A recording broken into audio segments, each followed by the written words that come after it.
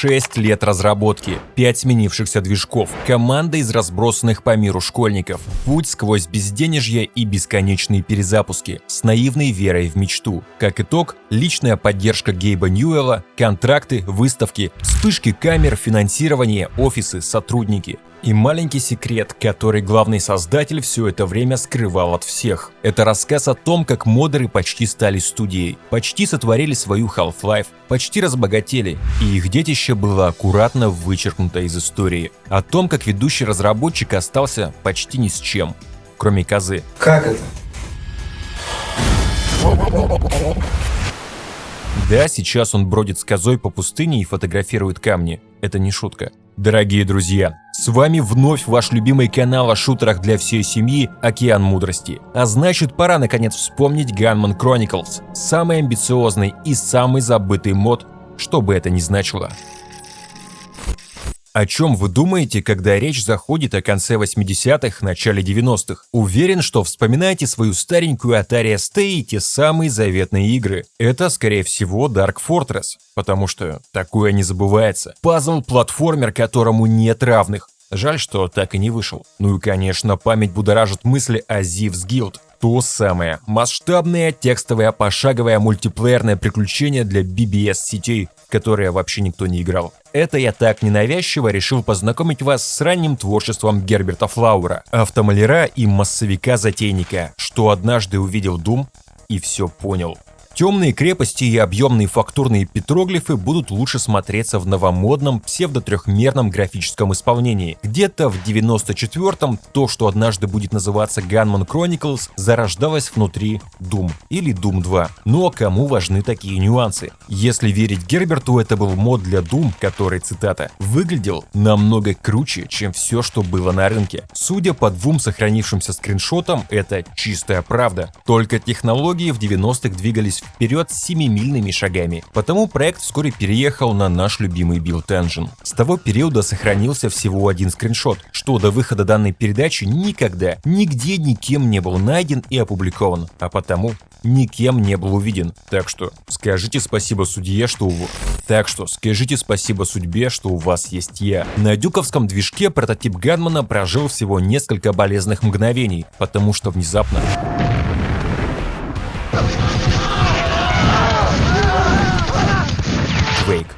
Герб Флауэр посмотрел на это чудо, сказал «Ух», прочитал свою фамилию задом наперед, организовал модерский стартап Revolve, чтобы собрать команду энтузиастов и на базе своих наработок замутить Deathmatch модификацию Gunmanship 101. По легенде, то был всего лишь моднейшим образом оттекстурированный набор карт для мультиплеера, без особых планов по захвату медиапространства. В том моде игроки ранжировались бы не по количеству фрагов, а по зрелищности своих убийств. Удар в упор ножом круче, чем выстрел с гранатомета и так далее, рассказывал Флауэр. Тем не менее, вокруг Gunmanship 101 быстро собралась могучая кучка несовершеннолетних компьютерных гениев со всех уголков Земли, без умений, знаний, опыта, но со страстью творить и вечно включенной ICQ. На момент работы над роликом квейковский билд считается утерянным. Тем не менее, можно полюбоваться на скриншоты, о существовании большей части которых, опять же, на протяжении 30 лет до выхода этого видео никто и не догадывался. Какое счастье, что у вас есть я. И да, если у кого-то есть идеи, зачем в Deathmatch моде нужны динозавры, напишите в комментарии. Что можно сказать наверняка? Gunmanship 101 — это не только ничем не примечательные замшелые замки и ржавые космические станции, но и заливаемые солнцем храмовые комплексы майя, заросшие всяческой черемшой стены, какие-то фантастические леса и кустарники, летающие тарелки размером с 9-этажный дом и... что это? Киностудия Метро-Голдвин-Майер? Какие-то басмачи в шапках, оружие то ли футуристическое, то ли наоборот, древнее. Короче, Gunmanship 101 — это в кои-то веки не самая заезженная эстетика. Но 97-й год, сами понимаете, планы многие нарушил. Сколько достойных игр споткнулись о кармовские козни, не счесть. Вскоре и у создателей сего мода возникла стандартная для тех лет дилемма: продолжать проект для устаревшего Quake'а или же переходить на роскошный Quake 2. Выбор был сделан верный. Gunmanship 101 успешно запрыгнул на новую технологию, потерял строгую привязку к десматч режиму и кусок названия, став просто Gunman. Но свое очарование не только сохранил, но и приумножил. Постоянные зрители канала знают, что нет ничего более пригожего, чем раритетные, потерянные, никем не виденные тотальные конверсии второго Квейка, а потому шотгановый тест.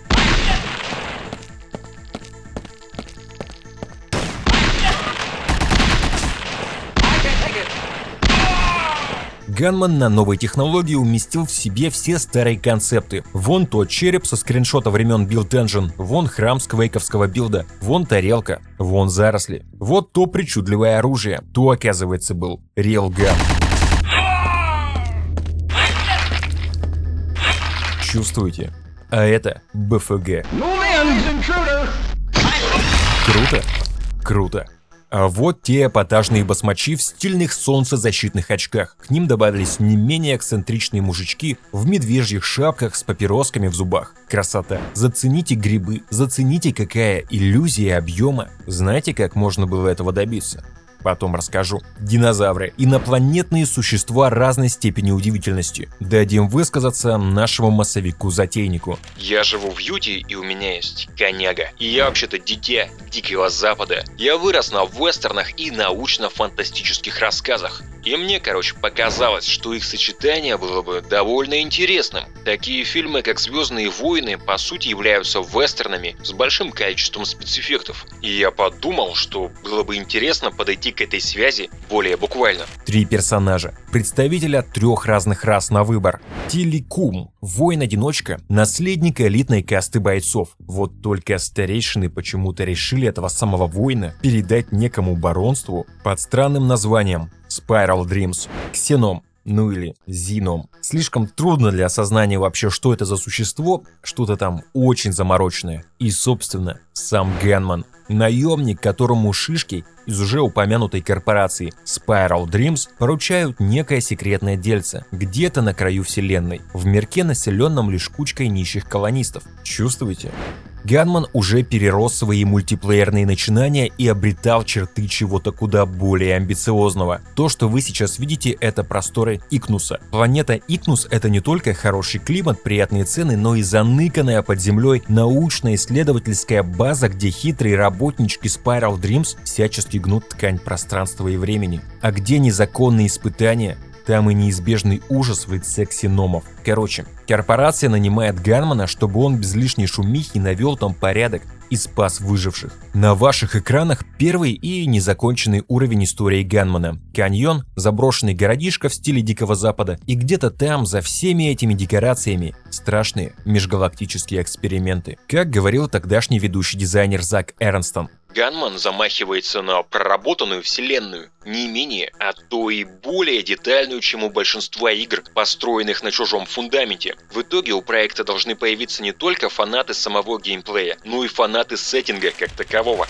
Вам что еще от жизни-то надо, ребята? Насыщенный мирок, где смешались sci-fi, спагетти-вестерн, динозавры, танки, кони. Тут действительно задумывалась система транспорта и катания на конях, но не всему было суждено сбыться, ибо события начали развиваться куда более форсированно. По одной из версий все было так. Все в конторе Valve с восторгом наблюдали за разработкой Gunman и просто с ума сходили от жгучего намерения отправить Герберту и его банде Revolve посыльного с агитацией. И отправили вот его. Идея была проста. К выходу запланирована некая игра на букву Х. Было бы круто сразу обозначить, что это не просто потенциальный самый хороший шутер всех времен и народов, но отныне и полигон, где развернется основная сцена моддинга. Valve дают деньги Гербу и компании, чтобы те перенесли своего Ганмана на Gold Source. А дальше выходит Half-Life, потом Gunman, все ликуют и поют. Кто-то даже танцует всеми любимый танец на голове. Парни подумали, порешали. В итоге, так уж и быть, деньги взяли и начали перенос своей игры на новый движок. Храмовые комплексы, летающие тарелки и всяческое, мной уже перечисленное, теперь выглядело куда смачнее. Спасибо, что согласились, парни, приговаривал директор Valve Гейб Ньюэлл. Поэтически трепал Герба Флауэра за вихор и многозначительно раздвигал ноздри, как учил старик Мусаси. Как бы то ни было вам решать. Правда эта история или вымысел? По другой же версии все было вообще не так. Игра про Гордона Фримена еще не вышла, но уже шумела и успела покачнуть веру команды Revolve и в себя, и в движок второго Quake'а. Это раз. А еще надо было что-то есть. Это два. К тому моменту старик Герберт Флауэр уже вбухал в Ганмана несколько сотен тысяч долларов, обнищал, переехал к родителям, жил как в той песне, про рынки и с отцом на двоих ботинки. Серьезно, он это цитировал и не краснел. Так вот. Хотя это было болезненно, мы понимали, что самое хорошее, что мы можем сделать для проекта, это снова сменить движок. На этом этапе мы выбросили большую часть нашей предыдущей работы и начали все переосмысливать. Мы собрали очень простую версию и поехали в Сиэтл, чтобы встретиться с Sierra и Valve в поисках помощи в завершении проекта. Короче, никто свыше за их работой не следил, никто им ничего не предлагал, никто про них вообще знать не знал. Делать Ганмана как конверсию Half-Life было решено от отчаяния и недоедания. Обе версии выдавал один и тот же Герберт Флауэр в интервью для одного и того же портала. Разница в показаниях – месяц. В 25-м году он еще добавит ко всему сказанному прогон, как ведущий моделлер проекта однажды перед тем, как упасть в обморок от истощения, трясущимися руками набрал номер Valve и прохрипел в трубку: «Спасите нас». Как бы то ни было, Ганман воротилам бизнеса все же приглянулся не на шутку. Контора Revolve получила от Valve жирный трансфер в 20 тысяч долларов. Ганман полноценно перепрыгнул на уже 5-й движок и постепенно начал превращаться в Gunman Chronicles. Важность работы с комьюнити проповедовалась еще на заре создания компании Valve. Все, что помогает нам больше общаться с сообществом пользователей, их поддерживать или привлекать к улучшению наших игр, будет иметь решающее значение для долгосрочного успеха Valve, заявлял Гейб. Особо одаренных модеров ожидало трудоустройство. Одаренных, но не особо, ожидал мощный пиар и маркетинговая поддержка. Valve организовывала тематические мероприятия. Half-Life Mod Expo, где под фанфары презентовались разного рода Darkstar и Counter-Strike. Именно на Mod Expo 1999 миру официально был представлен Ганман. Сейчас вы можете лицезреть ту самую легендарную сборку во всей красе. И в очередной раз удивиться, как же так все время выходит, что самые горячие эксклюзивные материалы есть только у меня. Да, дорогие друзья, вы первые, кто видит все это со времен того мероприятия.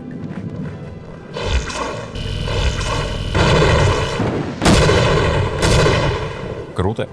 Круто. На Земле несколько миллиардов жителей, а данный билд почему-то имеется только на моем компьютере. На момент создания видео, конечно. Собственно, потому ролики и выходят редко. Надо и у Циви сценарий переводить, и археологию учинять. Но это ладно. Посмотрите вокруг. Эстетикой заросших черемшой древних стен уже и не пахнет. Мужчины в медвежьих шапках больше не курят приму. А сам Ганман теперь вооружен не какой-то росомашьей перчаткой, а чем-то совсем уж странным.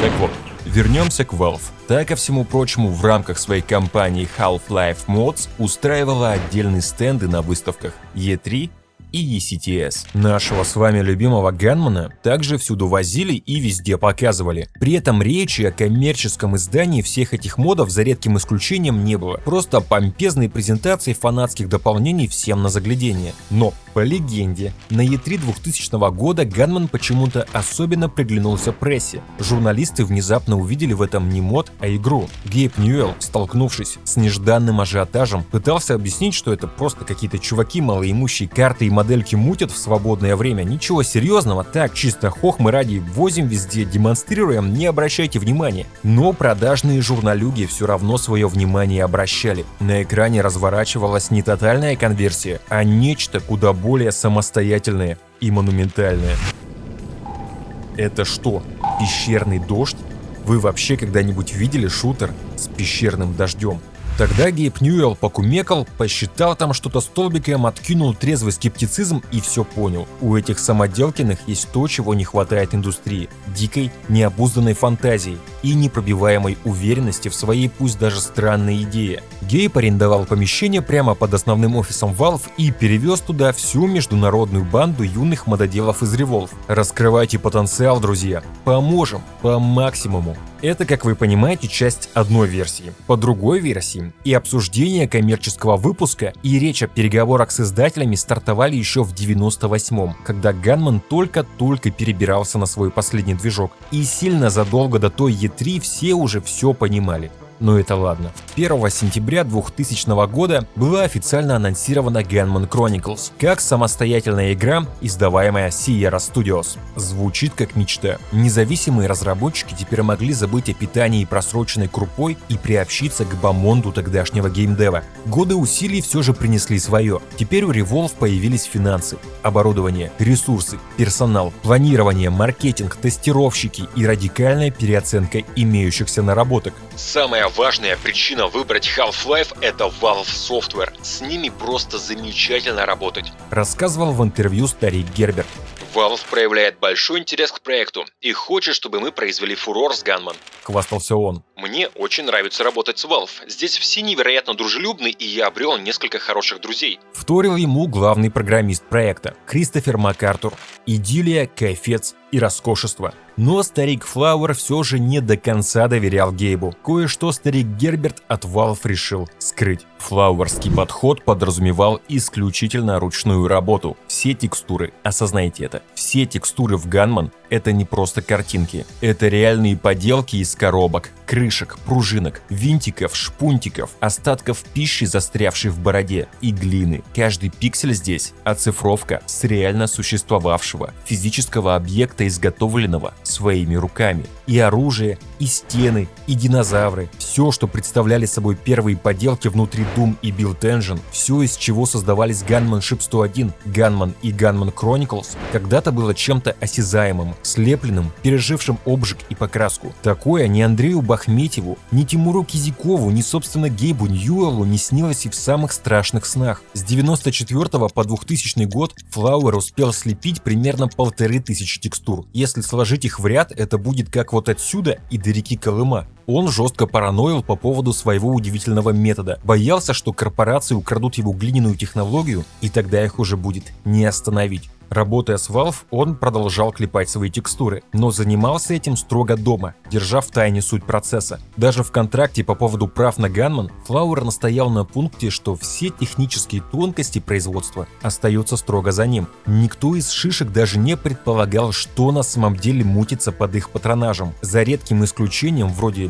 дисплеев, все, куда ни посмотри, это глина, скульптурный пластилин и всякий мусор. Если бы Герберт Флауэр в те дни подошел к Ньюэллу и сказал что-то вроде такого: Знаешь, Гейб, вчера я весь день наблюдал, как твои программисты пишут код, как твои художники чахнут в своих пейнтах. Я наблюдал за этим и представлял, как приду домой и начну обмазывать глиной картофелину. Смотри, Гейб, теперь это космический ковбой. Ньюэлл на такое ответил бы, скорее всего: Эй, парень, ты что, ку-ку? Зачем ты мне все это рассказал? Глупец, я же прямо сейчас украду твою технологию. Ну что ж, друзья, давайте вернемся к работе Revolve. Под Valve чуть позже. А пока взглянем, что же в итоге такое эти ваши Gunman Chronicles. Ибо спустя всего пару месяцев после анонса игра уже поступила в продажу. После затянувшегося вступления и сегмента с обучением, когда наконец начинается все самое интересное, на экране вырисовывается практически то самое вступление из Обливиона. Если вы понимаете, о чем я. Ну это когда банда одинаковых с лица удальцов под предводительством героя прибывает на просторный участок скалистой местности. Только вместо строговской военной базы теперь сохранившийся и приукрашенный со времен Doom храмовый комплекс. Огромные бабочки,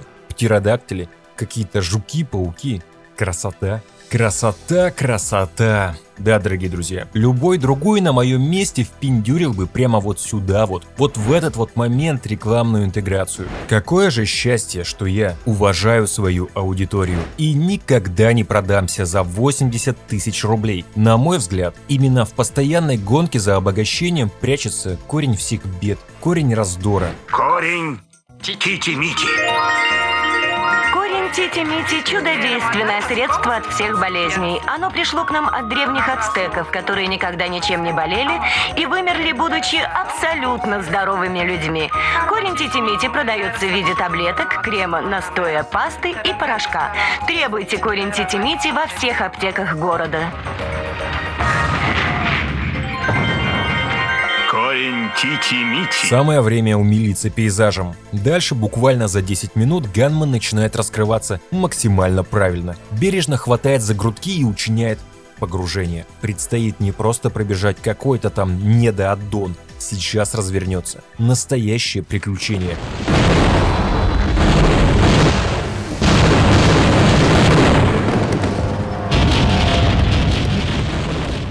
Вот какая-то ракетная турель внезапно вылезает из земли, бомбит пролетающий мимо самолет и тут же скрывается обратно. Какой-то замухрышка-динозавр бежит то ли защищать яйца, то ли их пожрать. За следующим шагом какие-то окровавленные мартышки висят в нехороших позах. За углом то пасутся, то дерутся динозавры уже куда более существенных размеров. Скелеты, вмонтированные в стены, не сулят ничего хорошего. Вертолет внезапно начинает обстрел, в то время как крокодилы пытаются откусить то, что ни один замухрышка так просто не защитит. А потом появляется кто-то по-настоящему большой и начинает давить все в округе.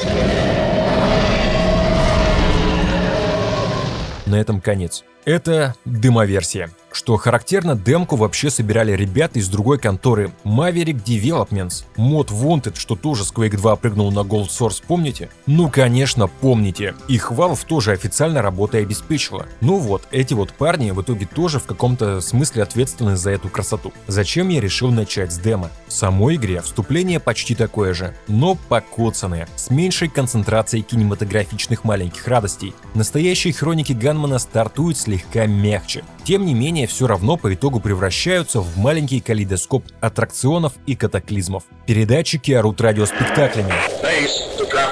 Почему они атакуют нас? Вопрошает умирающий Карифан. Здоровенная абразина в упор пышет галитозом. Мужики натравливают крокодилов на Ганмана. Ганман натравливает динозавров на мужиков. Динозавры тащат Ганманов в норы. И все вокруг обязательно рушится.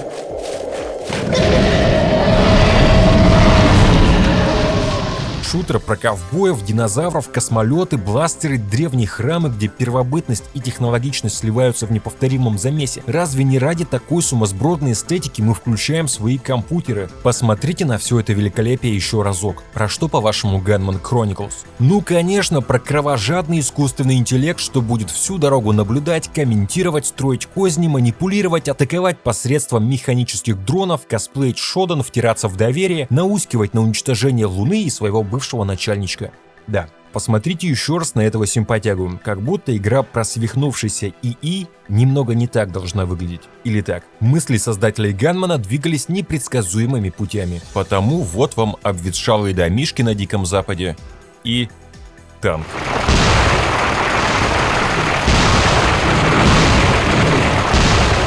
Давайте будем честны, микс из Дикого Запада и научной фантастики – это самое выигрышное сочетание из всех возможных. А Дикий Запад и научная фантастика, чуть придавленные танковыми гусеницами – это, как говорит наша молодежь, вообще очень даже Гарлем Шейк. И, как было задумано во время предыдущей итерации Ганмана, все это великолепие — лишь декорации и маскировка, ибо под землей раскинулась практически Black Mesa. Конечно, никаких намеков на корпорацию Spiral что-то там уже не будет, как и на 3 расы на выбор, но это ладно. Gunman Chronicles бравирует своей внешней нетипичностью, своей уникальной харизмой, гремучей смесью из всего, что могло прийти на ум вчерашних школьников. Вот птеродактили, вот роботы, вот дурачина в пепелаце. Ну правда, ковбои, динозавры, пришельцы, сумасшедшие ученые, могущественный искусственный интеллект, руины, Дикий Запад, лабораторные комплексы. Чуваки из Revolve тасовали знакомые ингредиенты и превращали все в по-хорошему билибердовую эклектичную мешанину, от которой на душе, как говорит наша молодежь, вообще очень даже Ice Bucket Challenge. Снежных средневековых вкраплений и того замка черепа из ранних прототипов, правда, в релизной версии, увы, не будет, что, конечно, очень жаль. И грибочечки до релиза не добрались, космических басмачей тоже не будет. Давайте еще раз посмотрим на них на старом движке и скажем: пока, парни, вы нам сразу не понравились. Давно утративший былую свежесть Gold Source в 2000 году все же мог выдавать картины живописные или, по крайней мере, симпатичные. Лунные пейзажи, насквозь прошитые хай-теком, фактура американского захолустья, затерянный мир, детали, мелочи.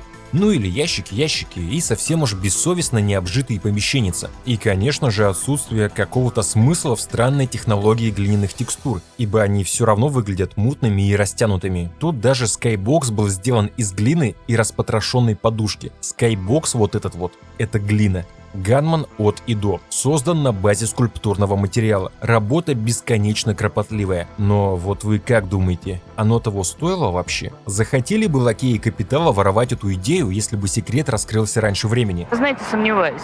Не думаю. Нет. Сомневаюсь. В принципе, нет. Нет, трудом.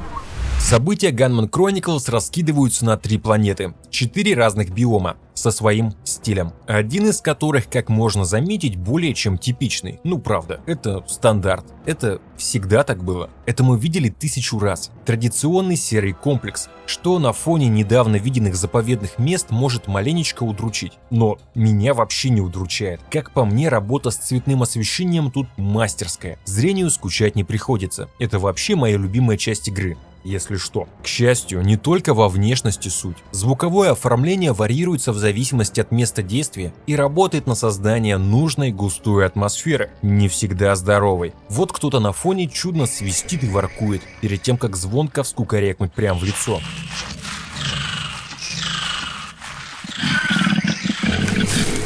Кто-то угрюмо рычит где-то неподалеку. Красота, природа, жизнь. А потом саунд-дизайн как бы шепчет тебе, какая природа, ку-ку, это космический хоррор, мы все тут обречены.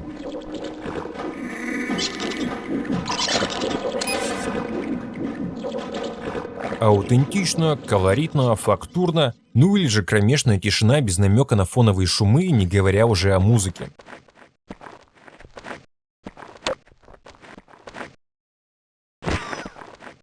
Тут правда, музон пару раз за прохождение включит, один раз вообще не в тему. Зацените.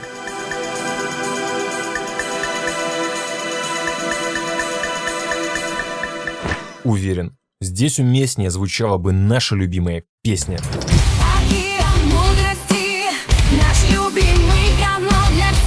Дорогие друзья, спасибо всем и каждому, кто нашел в себе духа подписаться на мой Бусти, тем самым поддержав выпуск этих передач. Мне, увы, все еще нечего предложить вам взамен, кроме своих флюидов и горячих приветов. Но знайте, лишь благодаря кругленькой сумме в 8000 рублей в месяц я могу кормить семью омарами и параллельно недели напролет монтировать, писать, сочинять и ковырять архивы мертвых сайтов, лишь бы выдать вам такое, что никто в здравом уме не выдаст. Однажды я все это совершенно точно брошу, так что если ты, мой дорогой друг, все еще жопишь 100 рублей на хорошую передачу, знай, если роликов нет, это только твоя вина. Все из-за тебя, старина.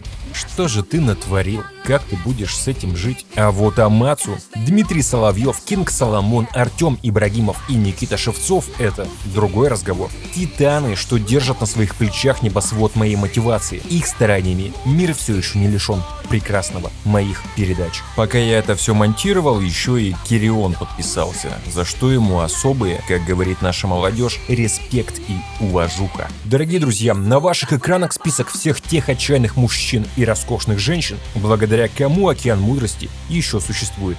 А омары передают вам низкий поклон. Если звук не сливается в нечто безобразно одинаковое, то уровни все равно образуют единый длинный коридор. За любопытнейшим визуальным кодом скрывается выполненный в традиционном ключе прямолинейный шутерок, где путь всегда один. Здесь отсутствует возможность потеряться, не понять, что от тебя требует игра. Здесь нет обходных путей или простора для исследования, нет замороченности и путанности. За все прохождение встретится один пазл и один серый рычаг, сливающийся с фоном. Это вразумительный и строгий, удивительно предсказуемый путь из точки А в точку Б. Практически без бэктрекинга, без поиска ключей и чесаний репы. Не революция левел-дизайна, а его упрощение. Единый длинный коридор, где все всегда будет идти наперекосяк. Gunman — это затянувшаяся заскриптованная сценка, где за каждым поворотом события. После каждого события обрушится пол. После каждого обрушения какой-нибудь бедолага начнет кряхтеть что-то предсмертное, предвещая обрушение потолка, пока неподалеку происходит сражение одних врагов с другими. Стрельба здесь по большому счету нужна в качестве передышки от вездесущего грохота и трясущейся камеры.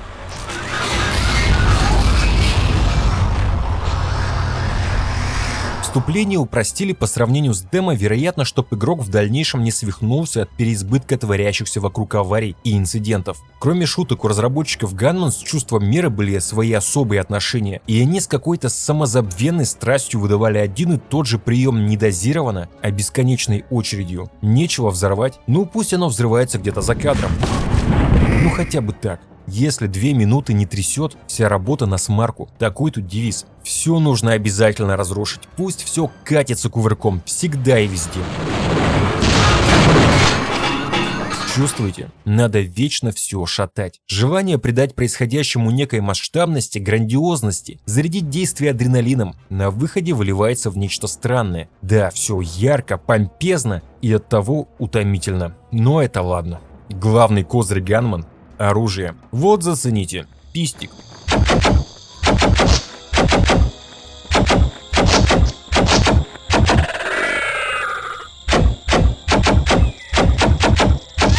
Шляпа, скажете вы. Но нет, ребята, у пистолета аж 3 режима на выбор.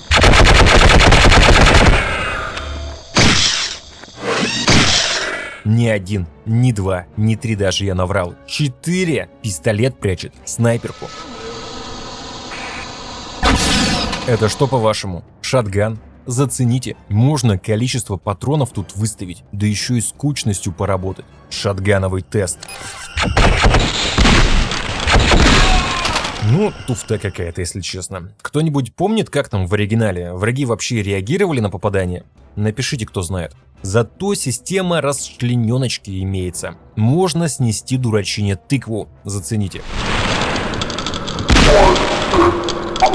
И это все к чему? Каждый ствол можно настроить. Граната это и граната, и кластерная граната, и мина, и чего там только нет. Ракетница, там и базука, и гранатомет, и самонаведение, и прямо летит, и по спирали, и 1, и 2. Миллион режимов. Про инопланетную пушку я даже заикаться не буду. Там настроек, как у дурака фантиков, можно такого навыбирать, что от перегрева подохнешь. А в этом чудо-ракетном пистолете, пока разберешься, там вообще просветление наступит. Можно с хим-составом тут играться до умопомрачения. Крутого рейлгана и птицы БФГ, увы, нет. Давайте еще раз посмотрим на них на старом движке и скажем: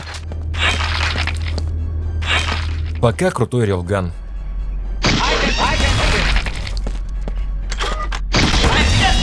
Пока птица БФГ.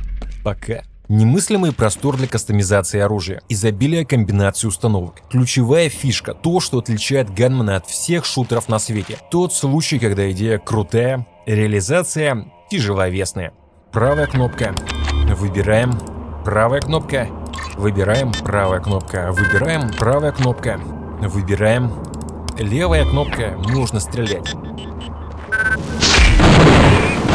Во время битвы возиться со всем этим как бы не шибко-то и охота. Есть дела поважнее. Хочется, знаете, левой стрелять, а правой стрелять альтернативно. Все, больше ничего не хочется. Ганману же очень надо было выделиться. И его новаторская киллер-фича, собственно, отработала киллинг в свою же сторону. Каких-то заранее запланированных ситуаций, где понадобится конкретный вариант той или иной пушки, за всю игру не сыскать. То есть про наличие, к примеру, снайперки можно ненароком забыть. За все прохождение можно ни разу не швырнуть моднейшую гранату с десятком вариантов настроек. Кому нужны эти заморочки? Ковырять чудо-ракетницу выбирает всех комбинаций самую вразумительную, идея сомнительная, потому что это все слишком муторно и попахивает тратой времени. По итогу все пушки будут настроены лишь единожды. Для каждой будет выбран какой-то более-менее удобный вариант. И все. Удивительной системой кастомизации легко побрезговать. Можно пройти Ганмана с дробовиком, так и не прохавав его с самого низа и не прочувствовав всю глубину. Задумка может быть сколь угодно отличная, но это все просто неудобно. Да и в целом. Ракетницей порой проще учинить РКН, чем кого-то пришить. Даже верно выставленные настройки не спасут. Попадание ракетой в упор — это что-то типа такого.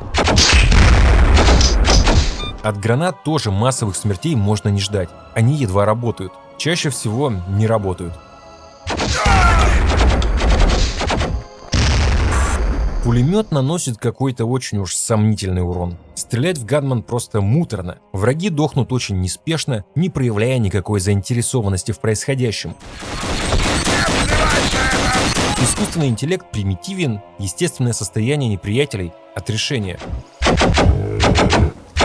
К счастью, есть сегмент на танке, что тоже быстро превращается в рутину. Во-первых, это год-мод с бесконечными патронами, а во-вторых, все опять же невероятно долго. Это неторопливое уничтожение турелей, которые в ответ не могут никак навредить. Потом поездка сквозь коридор и снова неторопливое уничтожение турелей, которые в ответ никак не могут навредить.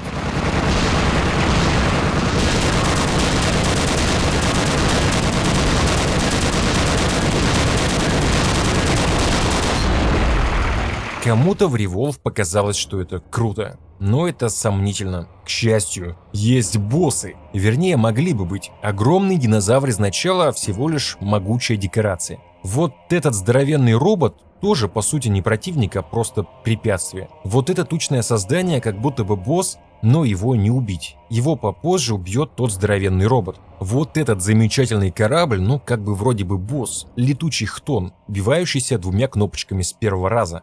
Вот этот потрясающе приятный червь.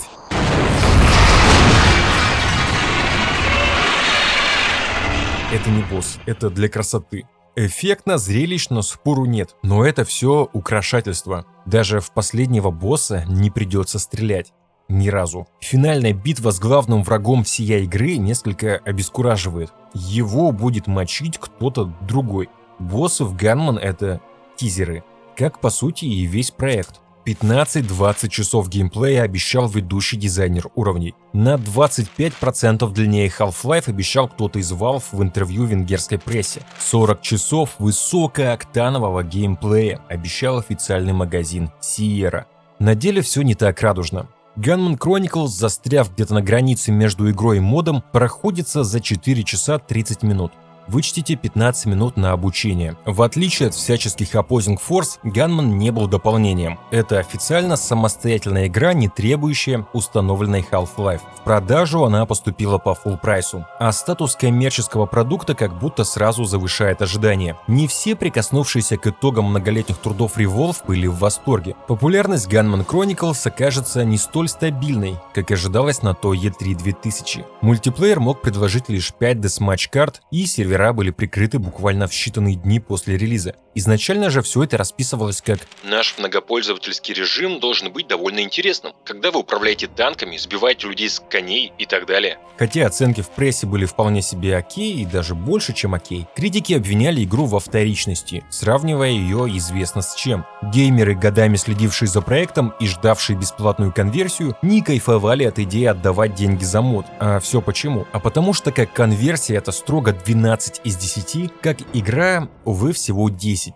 Да, все это в меру талантливо, но в то же время где-то между отлично и непримечательно. Gunman на базе материнской игры выстраивает свою собственную свежую и самодостаточную маленькую вселенную, но оставляет после себя чувство незавершенности. Как-то странно говорить о том, что Revolve не хватило времени, учитывая, что разработка стартовала за 6 лет до релиза, но это действительно так. Если сравнить кредиты разных времен, то можно заметить, что состав команды постоянно менялся. По воспоминаниям Герберта Флауэра, за годы к разработке присоединялись буквально все подряд. Когда люди приходят, фонтанируют и пропадают, подобные начинания обычно не доживают до релиза и обречены на судьбу нашей любимой Call of the Force. Почти все теряли интерес через несколько недель. Это самое трудное, когда пытаешься собрать людей, думаешь, что у тебя уже есть дружная команда, а потом о них больше ничего не слышишь. Рассказывал Герберт Флауэр. Это было непросто. Я тратил больше времени на подготовку людей, чем они на сам проект. Только 2 из нас работали над проектом полный рабочий день. Все остальные работали после школы или после работы. Периодически, конечно, к разработке присоединялись не просто рандомные школьники, а школьники уже маститые, создатели дюковских и квейковских конверсий, навсегда потерянных сегодня, или один из картографов квейковского мода Your Path of Destruction. Но это где космолет прилетает на планету с довольно скалистой местностью, а под землей там худое всякое. Ну, вы играли. Сам Герберт Флауэр всю жизнь красил тачки, и его предыдущий опыт в геймдеве особо солидным не назовешь. Gunmanship 101, Gunman,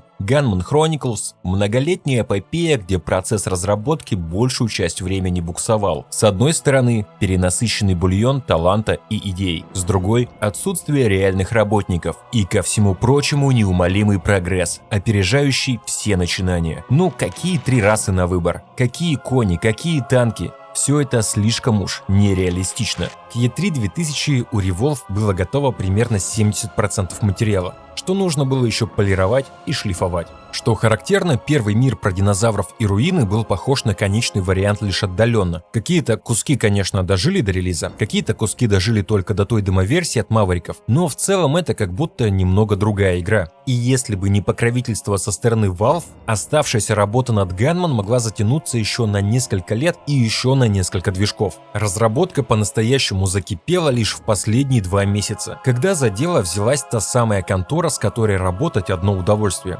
Помните? работе. Или, как рассказывал Герберт Флауэр: Они собирались нас прикончить. Мы работали до 2 ночи, шли по домам, а утром опять были на работе. Короче, 2,5 месяца под крылом у Гейба оказались сущей каторгой. Плюс отношения между главными воротилами Valve и Revolve также склеивались чертовски сомнительно. Если читать интервью тех лет, можно подумать, что они корешами были, не разлей вода. Флауэр позволял себе фразочки типа: Гейб на самом деле женщина. Удивительно, что другие интервьюеры этого не заметили. Гейб, в свою очередь, бил себя в грудь, публично радовался, что У этих ребят есть возможность выпустить розничный продукт. годы спустя Флауэр расскажет: С Гейбом у нас как-то все было не особо. Не то чтобы мы друг друга ненавидели, просто, знаете, это как когда у обоих несет изо рта, и вы оба думаете, поскорее бы свалить подальше от этого типа. Ну а потом деньги разрушили и без того еле живой союз. Якобы все было так. Revolve не хотели никаких контрактов с издателями, ибо издатели забирали 90% прибыли.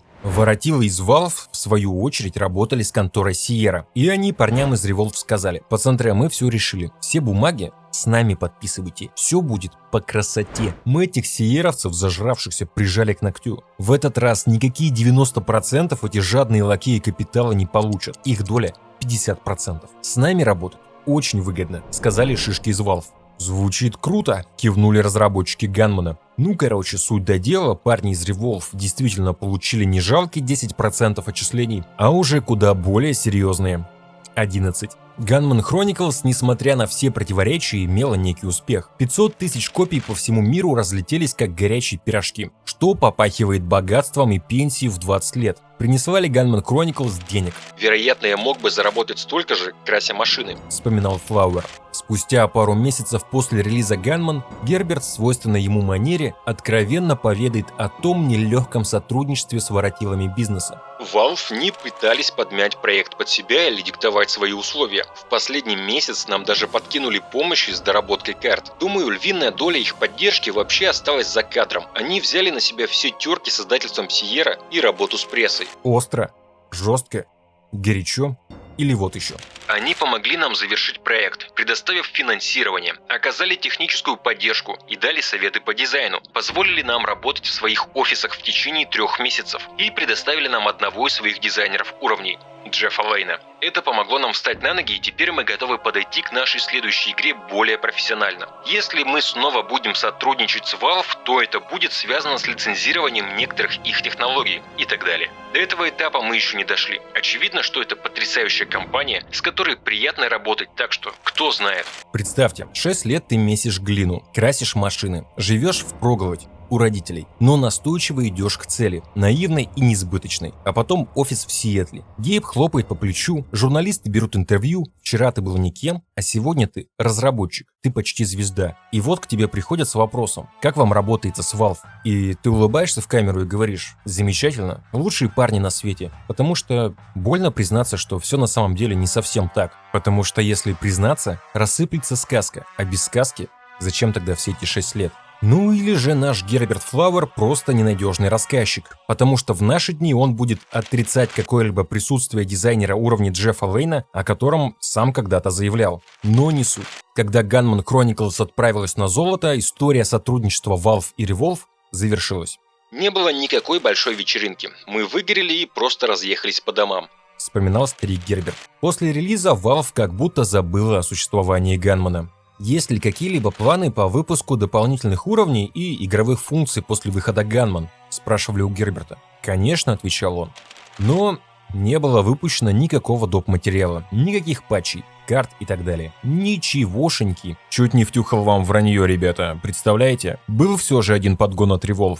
Gunman, Weapon, Assistant. Это чудо позволяло упростить процесс кастомизации оружия. Ну или же наоборот довести градус замороченности до высшего значения. Gunman Weapon Assistant позволял настроить клавиатурные предустановки под нужной конфигурации того или иного ствола. Раскинуть по пресету на каждую кнопочку, а потом пытаться не забыть, что и куда назначено. Ну и по итогу, наверное, плюнуть на это все и идти играть в Gunman Chronicles.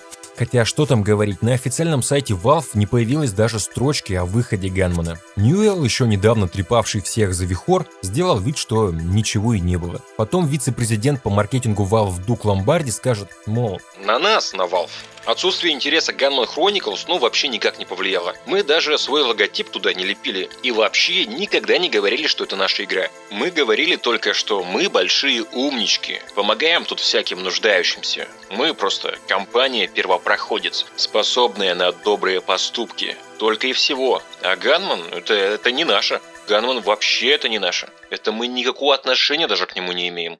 Gunman, мы ни при чем. Мы помогаем только. Какие же мы клевые. Какие-то официальные упоминания о Gunman Chronicles со стороны Гейба поступят лишь однажды. И то очень размытые. В 2002 году на конференции разработчиков игр Valve презентовала Steam. Благодаря тому, что на мероприятие попал представитель японской прессы с фотоаппаратом, мы можем увидеть это. Полюбуйтесь. Чувствуете? До релиза Steam в Steam был Gunman. С момента релиза Steam, как вы понимаете, никакого Gunman там уже никогда не было. По легенде, если найти лицензионную коробку с Gunman и ввести CDK в Steam, то у вас появится Half-Life Premium Pack с Gunman Chronicles внутри. Но, как я понял, этот трюк работает и с другими играми от Valve, так что дерзайте. Почему официально Gunman не продается, до конца не ясно. Возможно, дело в нерешенных юридических заморочках между Valve и Vivendi, купившей Sierra. Эти две конторы в свое время долго судились, и по итогу Valve отстояла права на свои игры. А за кем остался Gunman, неизвестно. Ну, либо же Гейб не простил шутку про женщину. К счастью, в России вся эта бодяга с правами никого не интересовала. Хроники Gunman издавались буквально всеми и озвучивались также всеми. И что характерно, озвучивались хорошо. Фаргус. Позвольте представиться, я компьютер, управляющий этим комплексом, и вы мертвы. Седьмой Вол. Позволь мне представиться. Я центральный компьютер, управляющий этим комплексом, а ты труп. Процедура 2000. Позвольте представиться, я главный компьютер, управляющий данным комплексом. И теперь вы покойники. Русский проект. Позвольте мне представиться. Я главный компьютер базы, а вы все покойники. Триада. Позвольте представиться, я ЭДМ и контролирую все системы этой базы, а вы все трупы. Ну и давайте тогда сразу оригинал заценим для сравнения. Allow me to introduce myself. I am the mainframe control of this facility, and you are dead. И заодно прототип до гейбовских времен. Allow me to introduce myself. I am the mainframe in control of this facility, and you are dead. Чувствуете? Ну а что касается группы страстных энтузиастов под вывеской Revolve, то команда вскоре развалилась. Герберт Флауэр сперва рассчитывал взяться за новую игру, затем решил переключиться исключительно на создание графики. В итоге Revolve закрылась после первого и единственного проекта. Кто-то из бывших разработчиков Gunman остался в Valve, кто-то пошел искать работу в индустрии и нашел, кто-то потерялся, кто-то основал свою студию и до сих пор живет припеваючи. Массовик-затейник и автомаляр Герберт Флауэр же выбрал свой путь. Он восстановил связь со своим давним корешем, с кем они мутили ту старинную текстовую крутизну для Atari, и следующие 10 лет потратил на создание ММО Link Realms. Спустя 2 года после релиза в Steam, правда, пришлось признать, что результатом явились одни лишь убытки и разочарования. Деньги на поддержку серверов закончились, а отдачи с этого всего так и не предвиделось. Link Realms оказалась никому не нужна. В итоге грохнули они свою ММО. Сейчас старик Флауэр скитается по свету с козой и фотографирует все вокруг, чтобы потом превратить все эти фотографии в текстуры, а текстуры продать для пакетов игровых движков. Спустя 25 лет он все так же собирает частички реальности, чтобы однажды из этого всего могли собраться виртуальные миры. Только теперь вместо школьников со всех уголков земли, вместо Гейба и непонятно существовавшего ли дизайнера уровней Джеффа Лейна, коза. Ну или несколько коз. Разных. Для меня все козы на одно лицо, если честно. Суть-то в чем? Коза не забирает 89% прибыли. Коза просто жует траву и смотрит, как Герберт фотографирует камни. Разве не в этом счастье? Хотя, знаете ли, возможно, через год он даст интервью и скажет, что никакой козы никогда и не было. То была корова холмогорской породы. Well done. Вот такая вот история, дорогие друзья. Пишите, что вы обо всем этом думаете, что бы это ни значило. Играйте только в среднее. Всего вам доброго. Что же делает доктор Педалис? Остается одно единственное средство. Какое? Наберите в командной строке «консоль», и тогда по мановению волшебной палочки вы получите все оружие, неубиваемость и возможность попасть в любое место.